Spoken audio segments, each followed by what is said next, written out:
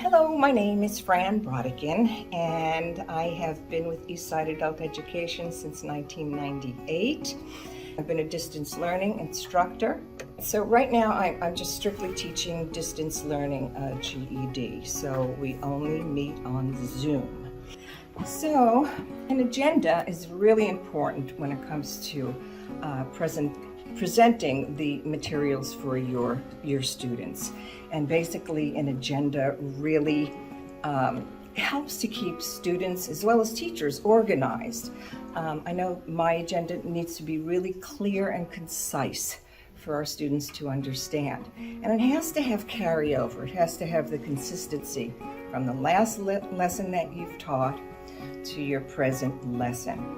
So an agenda really does help to keep us well organized, and I think when students see their teachers well organized, they become better organized. And in GED, you really need to be very organized about the materials because there are 4 different subjects to work with. What I think about when we're talking about a differentiation of learning is based on basically the different learning styles that our students have. And they really do know themselves best. So, I have students that like to just do independent work. Sometimes I never even see students because I'm strictly distance learning, but they are communicating with me at all times. So some of these students just like to work on one subject at a time, and others like the diversity of maybe working on 2 subjects at a time. They have lots of choices, and if they are severely challenged in terms of their learning, then we have the resources to better help them. We work with a school psychologist who I've worked with a few different times for him to evaluate our students to see if they could get a little bit better, when they take the actual test, they could get more time, or they could be put into a separate room. Also, we provide tutoring. We have our skill building classes. So yes, your students will by all means have different ways of learning, and the best thing to do is really get to know what their needs are because they know better about themselves than anybody. Well, in terms of strategies for teaching, I think my most effective strategy is really creating humor with whatever I teach. Okay, our students sometimes they're so afraid to walk in the door and they don't know what to expect. So when I add humor to my lessons, it kind of presents like an environment that just puts them more at ease.